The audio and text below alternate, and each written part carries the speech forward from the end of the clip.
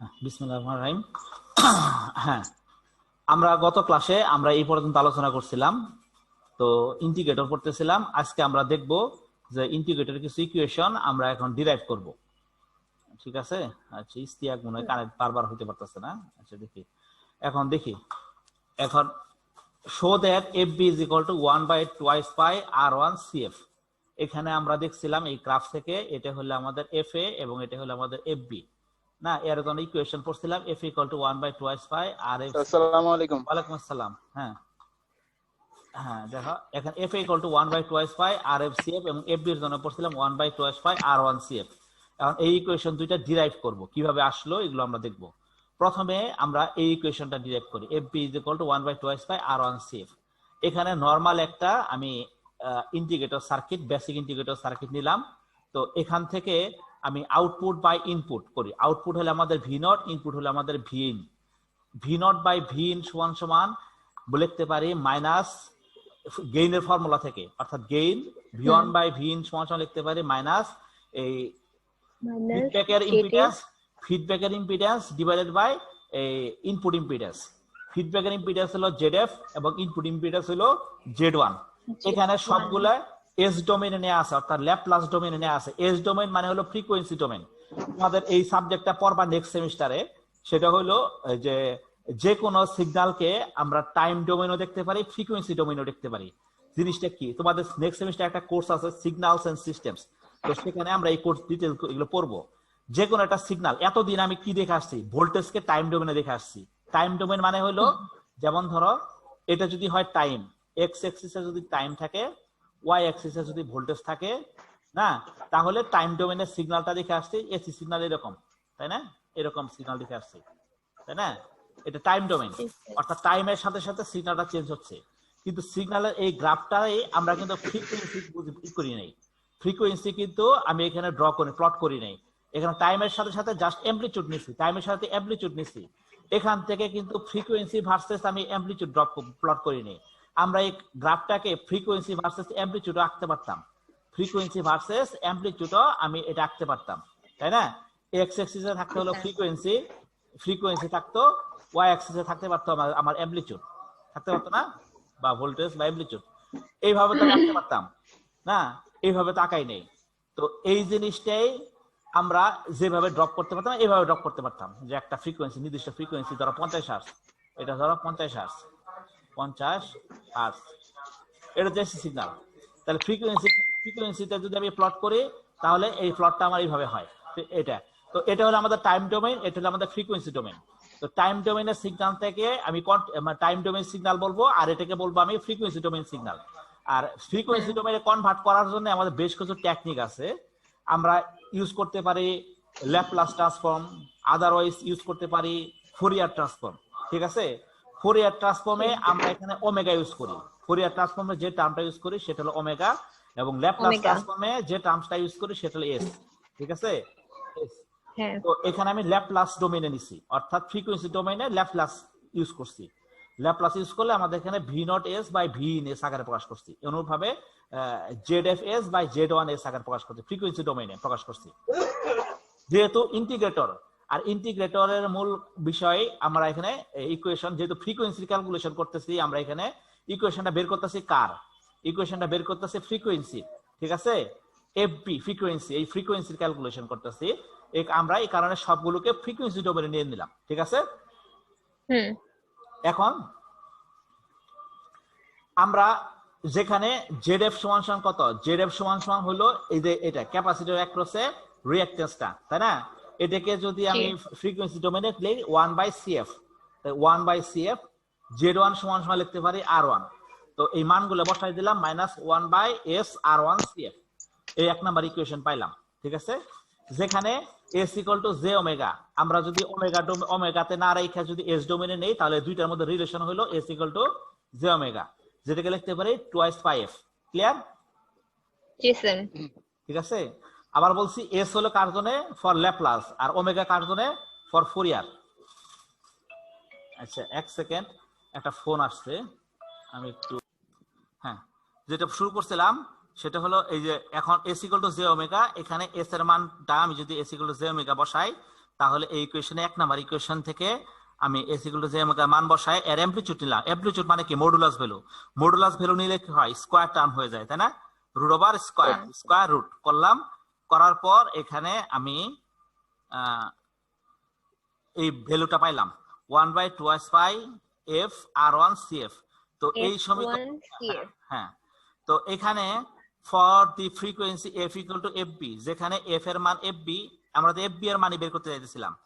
এট which এখন fb তে আমাদের গেইনের কত? গেইন হলো 1। এই গ্রাফ দেখো, এই গ্রাফে দেখো যে সময় আমাদের সিগন্যালটা fb, তখন আমাদের গেইনের মানটা হলো আমাদের 1।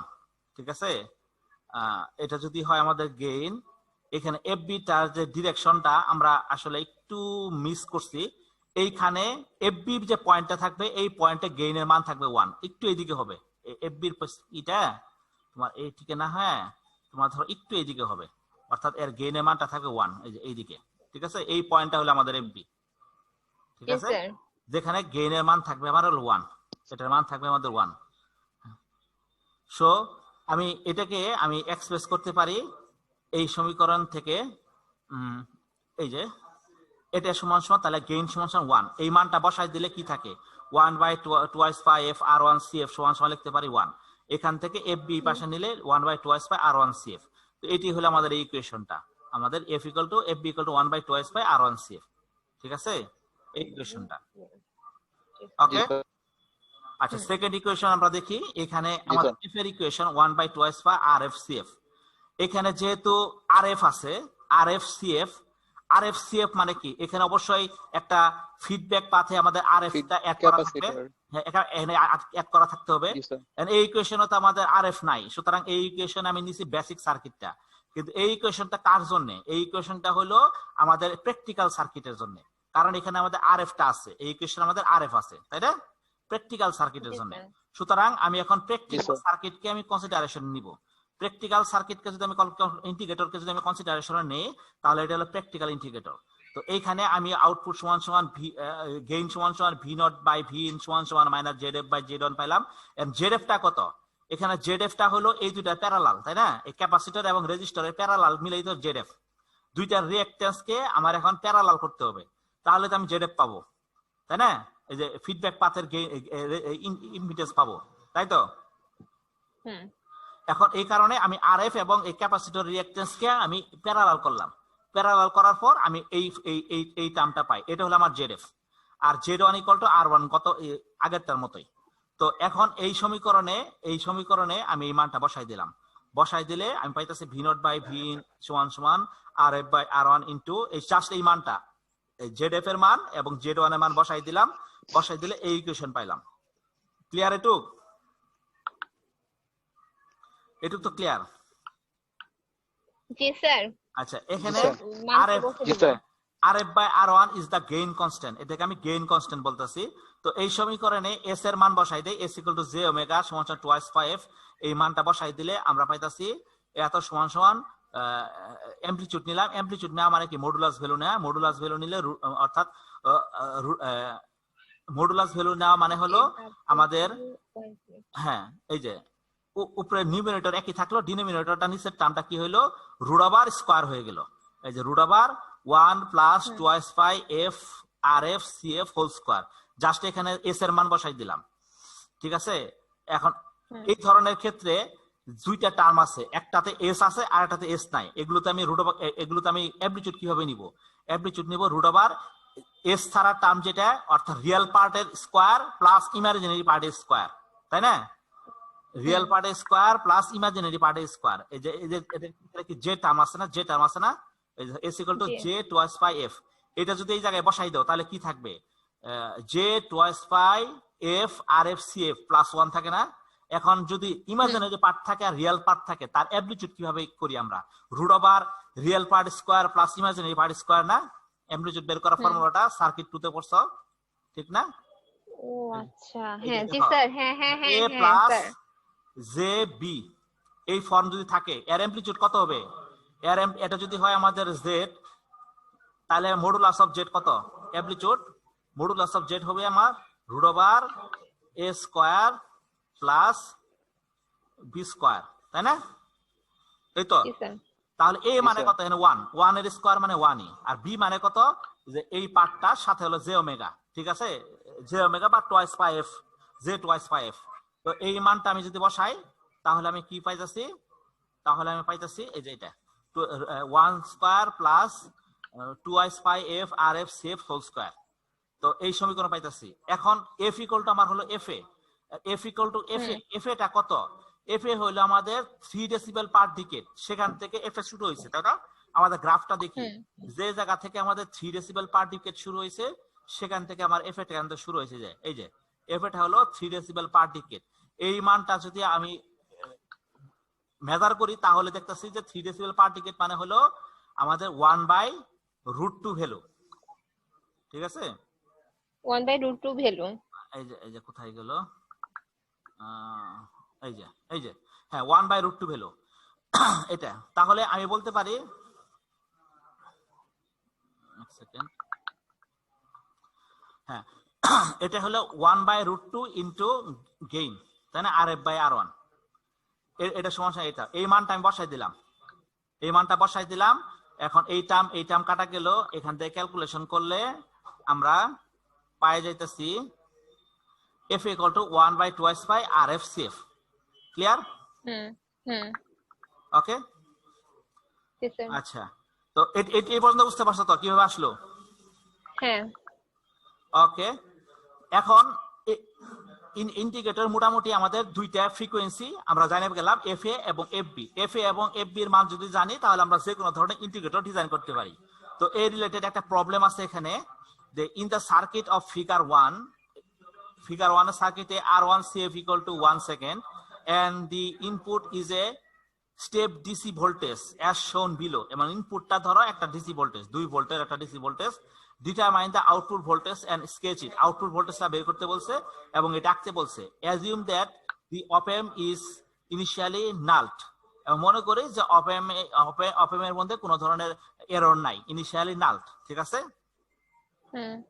তাহলে আমাদের একটা ইন্টিগ্রেটরে আমাদের ইনপুট দেয়া আছে 2 ভোল্ট তাহলে এটার আউটপুট কত হবে এটা সলিউশনটা কি আমাদের যেহেতু ভিন সমস্যা 2 ভোল্ট তাই না এখানে ভিন হলো এখানে দেখো 0 থেকে 4 সেকেন্ডের মধ্যে 0 থেকে 4 সেকেন্ডের মধ্যে এর ভ্যালু হলো আমাদের 2 ভোল্ট তাহলে বলতে পারি ইন্টিগ্রেশন করব আমি এটাকে জাস্ট ফর্মুলা ফেলাতে 1/R1 CF ইন্টিগ্রেটরের ফর্মুলাটা যেটা আমাদের মেইন ফর্মুলা ফেলে দাও 1/R1 CF ইন্টিগ্রেশন 0 থেকে t v in dt বা এটাকে বলতে পারি ইন্টিগ্রেশন 0 থেকে 4 2 into dt এটাকে যদি ভাঙে লিখি 0 থেকে 1 1 থেকে 2 2 থেকে 3 3 থেকে 4 এরকম করে ভাঙে লিখলে আমাদের সমান পাই -8 ভোল্ট সুতরাং এটাকে ইন্টিগ্রেশন করলে আমি -8 ভোল্টের একটা সিগন্যাল পাবো ঠিক আছে যেটা 2 ভোল্ট করে করে আমাদের বাড়বে 2 ভোল্ট 1 সেকেন্ডে 2 ভোল্ট বাড়বে 2 সেকেন্ডে আরো 2 ভোল্ট বাড়বে 3 সেকেন্ডে আরো 2 ভোল্ট বাড়বে 4 সেকেন্ডে আরো 2 ভোল্ট বাড়বে এরকম করে 2 ভোল্ট করে করে করে আমাদের বাড়বে অর্থাৎ সিগন্যালটা হবে এরকম একটা সিগন্যাল যেটা ফাইনাল অ্যামপ্লিটিউড হয়ে যাবে আমাদের 8 ভোল্ট ক্লিয়ার কারণ 0 থেকে 1 সেকেন্ডে সে 2 ভোল্ট বাড়তেছে তারপরে বাড়তেছে আরো 2 ভোল্ট তাহলে প্রত্যেক সেকেন্ডে সে 2 ভোল্ট করে বাড়লে আমাদের সিগন্যালটা হবে এরকম ঠিক আছে নেগেটিভ হবে সিগন্যালটা কারণ মাইনাস আসছে ইন্ডিকেটর থেকে আমাদের মাইনাস আসছে এই কারণে এটা নেগেটিভ হবে ঠিক আছে আচ্ছা আবার এই एग्जांपलটা দেখো in the integrator circuit of figure 2 অর্থাৎ এখানে প্র্যাকটিক্যাল ইন্টিগ্রেটর ইউজ করছি the input is a sine wave with a peak to peak amplitude of 5 volt at 1 kilohertz draw the output voltage waveform if R1 CF equal to 0.1 millisecond and RF equal to 10 into R1 assume that the voltage across CS is initially 0 ঠিক আছে আচ্ছা এই সিগন্যালতে আমাদের কি বলছে peak to pick voltage বলা আছে আমাদের 5 ভোল্ট এরপরে আমাদের পিক টু পিক ভোল্টেজ যদি 5 ভোল্ট হয় তাহলে পিক ভোল্টেজ কত 5/2 তাই না পিক টু পিক মানে কি একটা সিগন্যালের পজিটিভ এবং নেগেটিভ ভোল্টেজের মাঝে ডিসটেন্সটা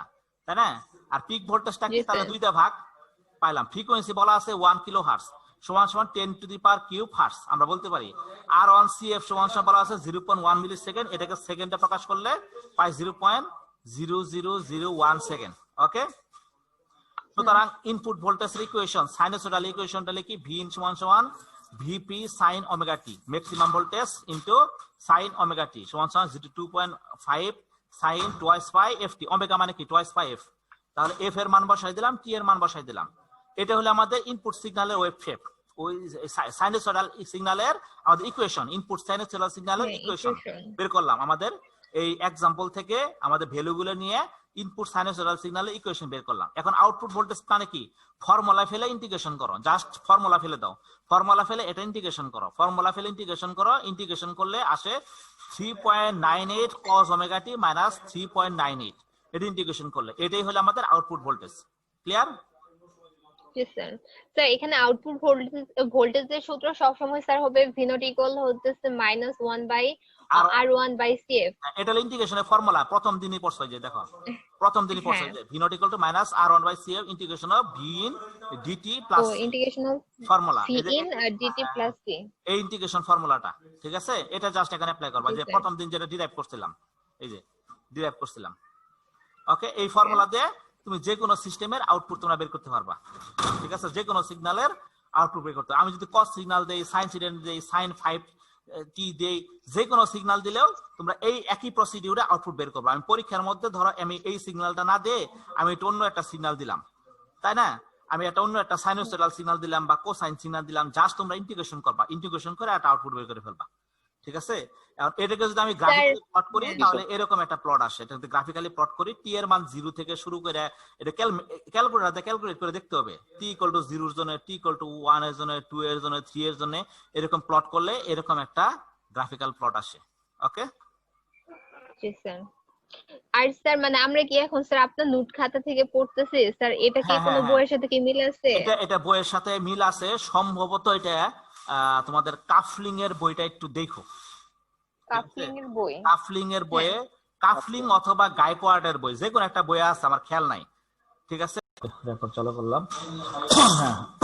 আমরা যেটা পড়তেছিলাম, তারপর মোটামুটি আমরা এইভাবে যে কোনো একটা ইন্টিগ্রেটর, যে কোনো সিগন্যালকে আমরা ইন্টিগ্রেশন করতে পারবো এভাবে।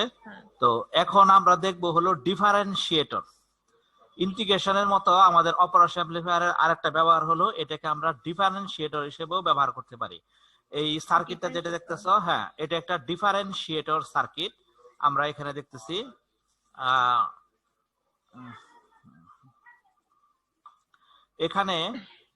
এখানে পার্থক্য হলো জাস্ট ইন্টিগ্রেটর সার্কিটের ক্যাপাসিটরটা ছিল ফিডব্যাকে, কিন্তু ডিফারেন্সিয়েটর সার্কিটের ক্যাপাসিটরটা আমাদের থাকবে, ডিফারেন্সিয়েটর সার্কিটের ক্যাপাসিটরটা আমরা ইনপুটে দিব। বাস উল্টাটা, ইন্টিগ্রেটর সার্কিট যা ছিল, ডিফারেন্সিয়েটর সার্কিট হলো তার জাস্ট উল্টাটা। যেমন ধরো এটা ছিল আমাদের ইন্টিগ্রেটর সার্কিট, এখানে ক্যাপাসিটর, এখানে রেজিস্টর, এটা জাস্ট উল্টা, এখানে রেজিস্টর, এখানে ক্যাপাসিটর। এটাই হলো আমাদের মোটামুটি, এই যে দেখো, এখানে হলো রেজিস্টর, এখানে হলো আমাদের ক্যাপাসিটর, উল্টাটা কানেকশন। তো এটি হলো আমাদের ডিফারেন্সিয়েটর সার্কিট। ঠিক আছে, জি স্যার। আচ্ছা, ইস্তিয়াকে এখন অ্যাডই হইতে পারে নাই, যাই হোক। হ্যাঁ, তাহলে আমরা এটা দেখতেছি জাস্ট আগের মতোই। আমরা এই অপারেশনটা একটু খেয়াল করে দেখি। ঠিক আছে, আর এর ইকুয়েশন হলো V naught equal to minus R F C one into D V in by DT, just input signal differentiate from R one C F. ঠিক আছে, একটা কনস্ট্যান্ট টার্ম এখানে অ্যাড হয়। ঠিক আছে, এখন এর এক্সপ্রেশনটা আমরা ডিরাইভ করে দেখি।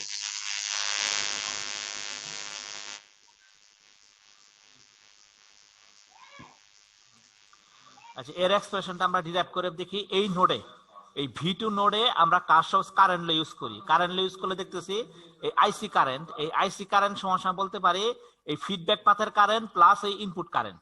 এই আইসি কারেন্ট সমান সমান বলতে পারি, অর্থাৎ এই কারেন্টটা আমরা বলতে পারি এই ফিডব্যাক পাথের প্লাস কারেন্ট প্লাস এই কারেন্টটা, তাই না? অর্থাৎ আমরা এটা বলতে পারি এই কারেন্টটা, এই কারেন্ট সমান সমান বলতে পারি এই কারেন্ট যোগ এই কারেন্ট, এই দুইটা কারেন্টের সমষ্টি। এটা আমরা ইজিলি বলতে পারি। তো এখান থেকে আমরা V2 নোডের মধ্যে যদি আমি KCL অ্যাপ্লাই করি, তাহলে বলতে পারি IC equal to IB2 plus IF। এটা হলো আমাদের IB2 কারেন্ট, আর এই কারেন্টটা হলো আমাদের IF কারেন্ট। ঠিক আছে, আর এটা হলো আমাদের IC কারেন্ট। তো এই ইকুয়েশনে আমরা জানি IB2 ইকুয়াল টু 0। IB2 মানে হলো এই কারেন্টটা, এই কারেন্টটা হলো আমাদের 0 কারেন্ট। জিরো কারেন্ট, কারণ এগুলো আমাদের অনেক কম কারেন্ট যেটাকে আমরা নেগলেক্ট করতে পারি, এত কম কারেন্ট যে আমি নেগলেক্ট করতে পারি। সুতরাং IB two equal to zero. যদি আইবি টু সমান সমান জিরো ধরি তাহলে আইসি ইকুয়াল টু আইএফ থাকে। এখন আইসি কোনটা? আইসি কারেন্ট হলো এই কারেন্টটা, এই যে এই ক্যাপাসিটর সি1 ক্যাপাসিটর অ্যাক্রসে কারেন্টটা। সি1 ক্যাপাসিটর অ্যাক্রসে কারেন্টটা আমাদের কি হবে? C into dv by dt, আমরা তাই জানি না? ক্যাপাসিটরের অ্যাক্রসে current I equal to C into dv by dt. এই ইকুয়েশন ফেললে C one into D by dt, আর ভি এর মান কত? V two V one minus V two. অর্থাৎ এই দুই ক্যাপাসিটর অ্যাক্রসে ভোল্টেজ হলো এই ইনপুট ভোল্টেজ মাইনাস এই ভি2 ভোল্টেজ, এই দুইটা ভোল্টেজের পার্থক্য। ভি1 মাইনাস ভি2 পার্থক্যই হলো ক্যাপাসিটর অ্যাক্রসে ভোল্টেজ। সুতরাং আমি এখানে বলতে পারি C one into D by dt into V one minus V two equal to IF current কোনটা? আইএফ কারেন্ট হলো আমাদের এই পাশের ভোল্টেজ অর্থাৎ ভি2 ভোল্টেজ মাইনাস ভি0 voltage divided by RF voltage. সুতরাং আমি লিখতে পারি ভি2 মাইনাস ভি0 ডিভাইডেড বাই আরএফ ভোল্টেজ।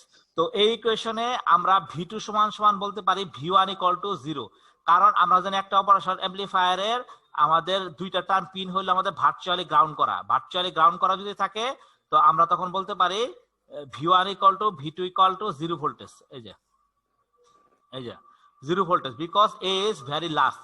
যদি এ গেইন খুব বেশি হয় তাহলে আমাদের V1 equal to ভি2 equal two 0 voltage ধরতে পারি। সুতরাং এখান থেকে আমি বলতে পারি এই ইকুয়েশনে যদি V1 equal to ভি2 equal two 0 যদি হয় তাহলে এই ইকুয়েশনে আমি বলতে পারি ভি2 এর মান 0। ভি2 এর মান 0 যদি হয় তাহলে এই ইকুয়েশন থেকে আমি লিখতে পারি ভি0 C one into D V in by dt, কারণ এখানে ভি2 নাই, ভি2 বাদ গেলে D V in by dt সমান সমান মাইনাস ভি0 বাই আরএফ। এই ইকুয়েশনে ভি2 এর মান 0 বসাইলে ভি0 বাই আরএফ আসে। তো এখান থেকে লিখতে পারি ভি0 equal to minus RF C one differentiation D V in by dt. Clear? জি স্যার। ওকে, তাহলে এই ইকুয়েশনটা আমরা ডিরাইভ করলাম এই চিত্র থেকে। সুতরাং এই ইকুয়েশনটা ডিরাইভ করলে এখন ওই আগের তার মতোই আমি যেরকম বলছিলাম যে আইডিয়াল ইন্টিগ্রেটর এবং প্র্যাকটিক্যাল ইন্টিগ্রেটরের মধ্যে যেমন কিছু পার্থক্য আছে, আইডিয়াল ইন্টিগ্রেটর দিয়ে যেমন আমরা অ্যাকুরেট আউটপুট পাই না, এরকম ভাবে আমি আইডিয়াল ডিফারেন্সিয়েটর দিয়েও আমি অ্যাকুরেট আউটপুট পাবো না। এর পিছনে একটা বড় কারণ হলো এখানে আইডিয়াল ডিফারেন্সিয়েটরে এখানে আমি সি1 ক্যাপাসিটর ইউজ করছি। আরেকটা জিনিস দেখো, এই সি1 ক্যাপাসিটরের যে রিঅ্যাকট্যান্সটা, এই সি1 ক্যাপাসিটরের যে রিঅ্যাকট্যান্সের মান, এই মানটা ফ্রিকোয়েন্সির উপর ডিপেন্ডেন্ট, কারণ ক্যাপাসিটরের রিঅ্যাকট্যান্স সবসময় ফ্রিকোয়েন্সির উপর ডিপেন্ডেন্ট হয়, তাই না? রিঅ্যাকট্যান্স কি? এক্স সমান 1 by 2 pi FC, 1 by 2 pi FC. আমাদের এফ ফ্রিকোয়েন্সির উপর ডিপেন্ডেন্ট। এই ফ্রিকোয়েন্সির মান যত বাড়ে আমাদের এই রিঅ্যাকট্যান্স তত কমে, ফ্রিকোয়েন্সির মান যত বাড়ে রিঅ্যাকট্যান্স তত কমে, যে কারণে ফ্রিকোয়েন্সির সাথে সাথে আমাদের এখানে আমাদের ক্যারেক্টারের চেঞ্জ হওয়া শুরু করে দেয়। ঠিক আছে? এই প্রবলেমটার কারণে আমরা বলতে পারি যে এটা গেইনের একটা বড় ধরনের প্রভাব ফেলে এই ফ্রিকোয়েন্সি চেঞ্জটা। সুতরাং the differentiator performs the reverse of integrator but it will not do this for some problem. কি প্রবলেমটা? the gain of সার্কিটের গেইনটা কি? RF বাই R1, R1 এর জায়গায় এখানে ক্যাপাসিটর আছে XC1, XC1 হলো ক্যাপাসিটরের রিঅ্যাকট্যান্স, ঠিক আছে, যেটা ক্যাপাসিটরের রিঅ্যাকট্যান্স, তাই RF বাই XC1 এটা আমাদের ইনক্রিজ হয়, অনেক বাইরে যায়, কারণ এই মানটা যদি কমতে শুরু করে, নিচের মানটা XC1 যদি কমতে শুরু করে আলটিমেটলি কিন্তু ওভারঅল ভ্যালুটা আমাদের এই গেইনটা আমাদের বাইরে যাবে। কারণ এটা যদি গেইন হয়, একটা ভগ্নাংশের যখন নিচের অংশ বাইরে যায় তখন কমে যায়, তখন সেই ভগ্নাংশের মানটা বাইরে যায় না? এই কারণে এক্স এর মান যখন কমা শুরু করবে আমাদের এই ভগ্নাংশের মান অর্থাৎ গেইনের মানটা আমাদের বাইরে যাবে। সুতরাং গেইন আমাদের ইনক্রিজ করবে with the increase in frequency at a rate of 20 decibel per decade। সেটা 20 decibel per decade করে, অর্থাৎ প্রতি 10 গুণ ফ্রিকোয়েন্সি বাড়লে আমাদের প্রতি 10 ফ্রিকোয়েন্সি বাড়ার জন্য আমাদের এই 20 ডেসিবেল করে আমাদের এই গেইন চেঞ্জ হওয়া, ডিক্রিজ হওয়া শুরু করবে, ইনক্রিজ হওয়া শুরু করবে, তাই না? এই কারণে বলতে পারে this makes the circuit unstable. এইভাবে যদি আমাদের ফ্রিকোয়েন্সি বাড়তে বাড়তে আমাদের গেইন বাড়তে থাকে, গেইন বাড়তে বাড়তে এক সময় গিয়ে কি গেইনটা আনস্টেবল হয়ে যাওয়ার কথা না? ফ্রিকোয়েন্সি যত বাড়বে গেইন তত আমাদের বাড়তেছে 20 ডেসিবেল করে, এক সময় সিস্টেমটা আনস্টেবল হয়ে যাওয়ার কথা। এই কারণেই also the input impedance XC1 decreases with increase in frequency. Frequency বাড়ার সাথে সাথে আমাদের ইনপুট ইম্পিডেন্সের মানও কমতে শুরু করে। আর ইনপুট ইম্পিডেন্সের মান যদি কমতে শুরু করে, এই চিত্রে দেখো আমাদের ইনপুট ইম্পিডেন্সের মান যদি কমতে শুরু করে তাহলে এই জায়গায় কারেন্ট ফ্লো আমাদের বাইরে যাবে না, কারণ এখানে ইম্পিডেন্স কমতেছে। ইম্পিডেন্স কমা মানে কি, আমাদের বাধা নাই মানে কি, এখানে কারেন্ট ফ্লো আইসি কারেন্ট বা আমাদের বাইরে যেতে থাকবে। এই কারেন্ট ফ্লো আমাদের বাইরে যেতে থাকবে, অর্থাৎ এর সাসসেপ্টেন্স বাইরে যেতে থাকবে। রিঅ্যাকট্যান্সের উল্টাটা কি, সাসসেপ্টেন্স, যাতে এবার বলতে আমরা সাসসেপ্টিবিলিটি, সাসসেপ্টিবল, ঠিক আছে। সুতরাং which makes the circuit very susceptible to high frequency noise, এটা হাই ফ্রিকোয়েন্সি নয়েজের জন্য সার্কিটটা আমার সাসসেপ্টেবল হয়ে যাবে, ঠিক আছে। এই কারণে কি হইতেছে, when amplified, যখন এটা অ্যামপ্লিফাই করবে, ঠিক আছে, তাহলে this noise can completely override the differentiator output signal. তাহলে এই নয়েজ গুলো আমাদের অ্যামপ্লিফাই হয়ে আমাদের ডিফারেন্সিয়েটরের যে আউটপুটটা ছিল সেটাকে আমাদের ওভাররাইড করে ফেলবে, অর্থাৎ অ্যাকচুয়াল আউটপুট আমরা পাবো না সিস্টেমের। ক্লিয়ার? জি স্যার।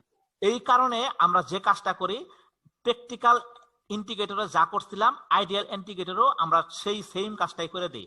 এই যে দেখো এখানে একটা আইডিয়াল ইন্ডিকেটর আছে, এখানে এই ক্যাপাসিটর অ্যাক্রসে একটা রেজিস্ট্যান্স লাগাই দেই, আর এই রেজিস্ট্যান্সের অ্যাক্রসে একটা ক্যাপাসিটর লাগাই দিয়ে এটা একটা প্র্যাকটিক্যাল ডিফারেন্সিয়েটর তৈরি করি, যে প্র্যাকটিক্যাল ডিফারেন্সিয়েটরে উপরের এই প্রবলেমটা আর থাকে না।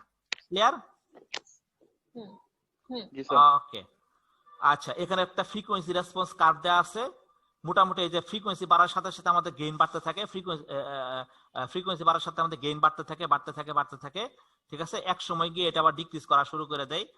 এটা মোটামুটি প্র্যাকটিক্যালি আমাদের এক সময় গিয়ে এটা ডিক্রিজ করে, কিন্তু আইডিয়ালি আমাদের এটা এক সময় বাড়তেই থাকে।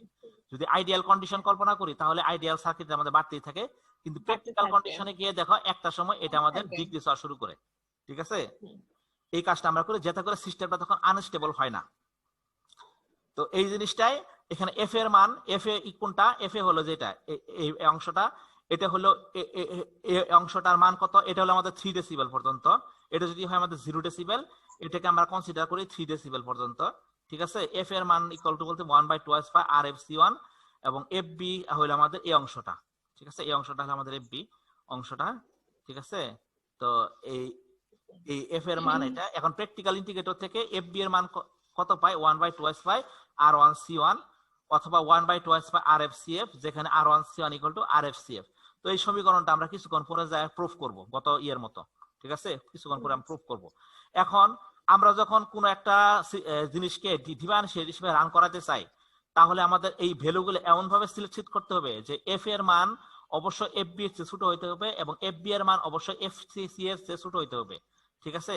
এফ বি এর মানে যেটা হলো এফসি, এটা হলো এফসি, এফসি এর চেয়ে ছোট হইতে হবে, অর্থাৎ এফ বিটা থাকবে এফ এ এবং এফসি এর মাঝখানে, এই ভ্যালুটা থাকতে হবে, এমন ভাবে সেট করতে হবে, ঠিক আছে। যেখানে এফ এর মান এত, এফ বি এর মান এত, এবং এফসি হলো ইউনিটি গেইন ব্যান্ডউইথ, অর্থাৎ তার গেইন ব্যান্ডউইথ, তার হলো গেইন হলো আমাদের 1, এফসি হলো ওই ফ্রিকোয়েন্সি, যে ফ্রিকোয়েন্সিতে তার গেইন হলো আমাদের 1। তো গত ক্লাসের মতো আমরা বলবো, আমরা যদি ইন্টিগ্রেটর হিসেবে ডিফারেন্সিয়েটর হিসেবে এখানে প্রপারলি করতে চাই, এর টাইম পিরিয়ডটা হইতে হবে greater than equal to RFC1, ঠিক আছে। ওকে, তাহলে আমরা এই ডিফারেন্সিয়েটর সার্কিটকে যদি আমরা একটা প্র্যাকটিক্যাল ডিফারেন্সিয়েটরকে ডিজাইন করতে যাই, তাহলে আমাদের কি করতে হবে? প্রথমে ডিজাইন প্রসিডিউরে আমরা বলবো, প্রথমে যেটা সিলেক্ট করব সেটা হলো সিলেক্ট এফএ। আমরা যে কোনো একটা ফ্রিকোয়েন্সি সিলেক্ট করব, highest frequency of input signal, ঠিক আছে। এই এফএটা কি?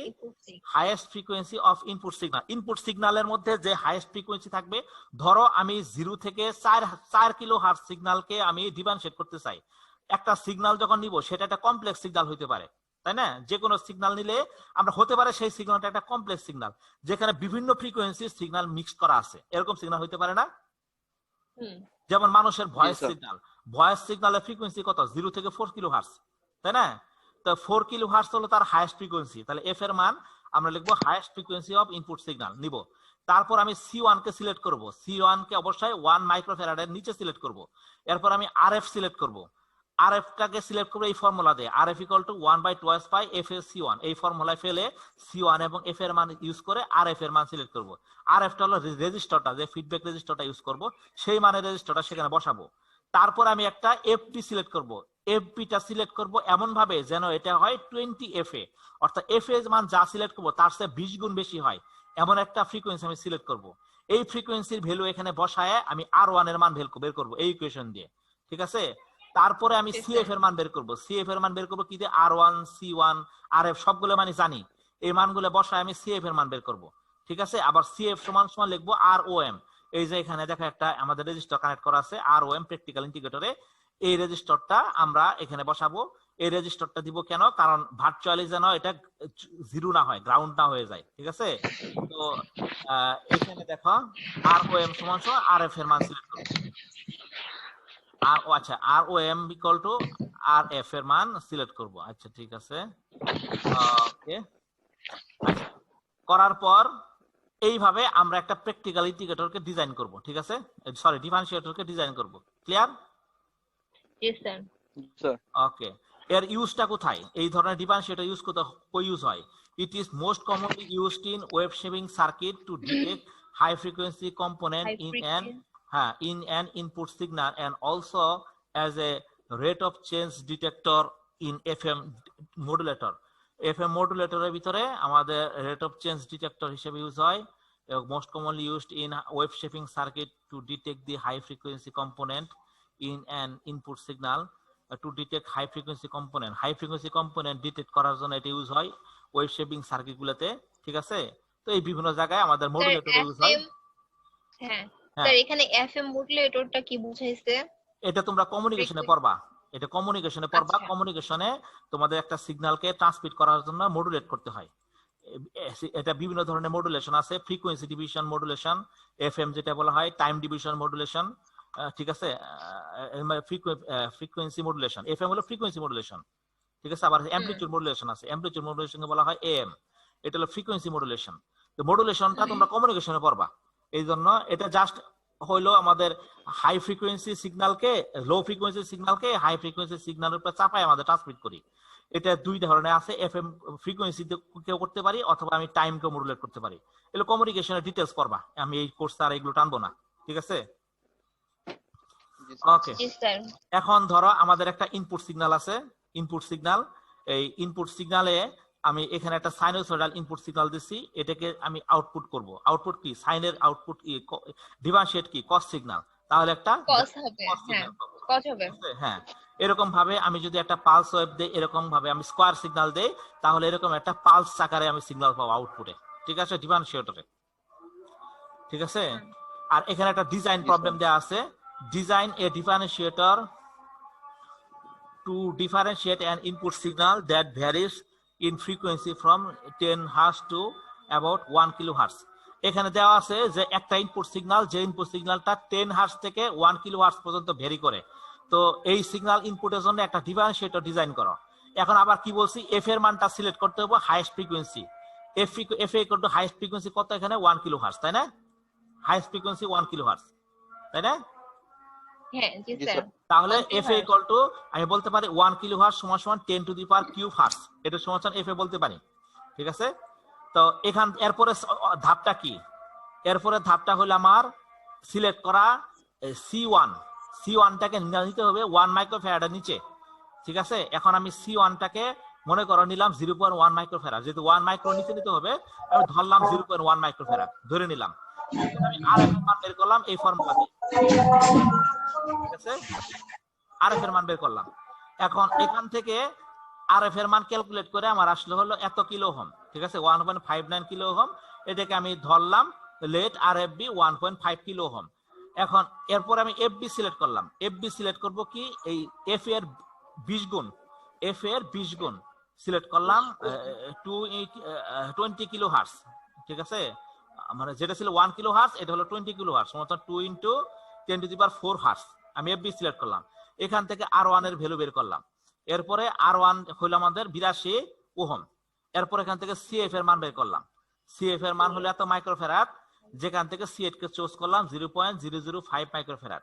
এরপরে এইটাই আমি কি করলাম, R O M equal to R F সমান 1.5 কিলো ওহম সিলেক্ট করে দিলাম, ঠিক আছে। এইভাবে আমি যে কোনো একটা ডিফারেন্সিয়েটরকে ডিজাইন করতে পারি। ক্লিয়ার? জি স্যার। পরীক্ষায় যদি ডিজাইন আসে তাহলে তোমরা এইভাবে ডিজাইন করবা, ঠিক আছে। হাইয়েস্ট ফ্রিকোয়েন্সিটাকে ধরবা, তারপর অনুমান করে ধরে নিবা। এখন এই যে দেখো এখানে আমাদের 79.5 ওহম আছে, আমরা এটাকে যেহেতু 79.5 ওহম এটা অনেকটা বাজারে অ্যাভেলেবল কি না কি না, এই জন্য আমার একটা রাউন্ড ফিগার আর কি ধরে নেই, সুবিধাজনক আকারে একটু চেঞ্জ করে নিছি, মডিফাই করে নিছি। এইটুকু মডিফাই করলে কোনো সমস্যা নাই। ক্লিয়ার? ওকে, এখানে দেখার একটা প্রবলেম আছে। If a sine wave of 1 volt peak at এত hertz is apply to the differentiator of part 5, draw its output wave. এখন প্রথমে আউটপুট ওয়েভ শেপ ইকুয়েশনটা বের করে নিবা। এখানে পিক ভোল্টেজ আছে 1 ভোল্ট, ফ্রিকোয়েন্সি দেওয়া আছে এত হার্স, 1000 হার্স। তাহলে হ্যাঁ, তাহলে ইকুয়েশনটা কি? ভিপি সাইন ওমেগা টি সমান সমান 1 সাইন টুয়াইস পাই এফটি, মান বসাই দিলাম, ইকুয়েশনটা পেয়ে গেলাম। এই ইকুয়েশনটাকে এখন জাস্ট ডিফারেন্সিয়েট করবা। আউটপুট সমান সমান জাস্ট ডিফারেন্সিয়েট করলে পাইতাছো -0.94 cos টুয়াইস পাই ইনটু 10⁻³ t। তো এটা যদি আমরা একটা ওয়েভ শেপ প্লট করি তাহলে এরকম একটা ওয়েভ শেপ পাই। ঠিক আছে, টি এর মান চেঞ্জ করে করে করে ক্যালকুলেটর টিপে টিপে ভ্যালুগুলো বের করে করে করে এই ওয়েভ শেপটা প্লট করলে এরকম একটা ওয়েভ শেপ পাই। ক্লিয়ার? হ্যাঁ জি স্যার। ওকে, তাহলে আমাদের ডিফারেন্সিয়েটরের অধ্যায় এই পর্যন্তই।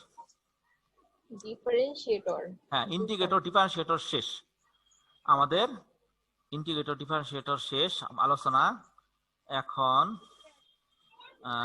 আমাদের নেক্সট টপিক যদি পড়ি, আমরা পড়বো হলো কম্পারেটর, হ্যাঁ, এন্ড জেনারেটর। এটা কি তোমরা আজকে পড়তে চাও নাকি নেক্সট দিন পড়বা? স্যার আজকে পড়বো না স্যার, আবার ম্যাথ জমা দিতে হবে স্যার, আচ্ছা, ম্যাথ ঠিক পরীক্ষা আছে। ছিল। ওকে, ঠিক আছে, তাহলে থাক। আমরা নেক্সট দিন কম্পারেটর পড়বো ইনশাআল্লাহ। তারপর আমরা পাওয়ার এমপ্লিফায়ার পড়বো। পাওয়ার এমপ্লিফায়ার পড়া শেষ হইলে আমাদের গুরুত্বপূর্ণ বিষয় আছে টাইমার সার্কিট। টাইমার সার্কিট করার পর অসিলেটর পরে আমাদের সিলেবাস শেষ। ঠিক আছে? জি স্যার।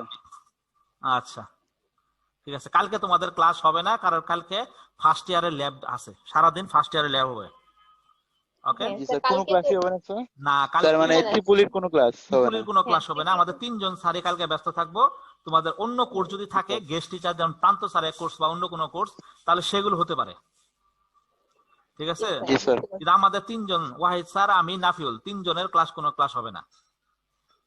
ওকে, ঠিক আছে। ওকে, স্যার আসসালামু আলাইকুম। আসসালামু আলাইকুম।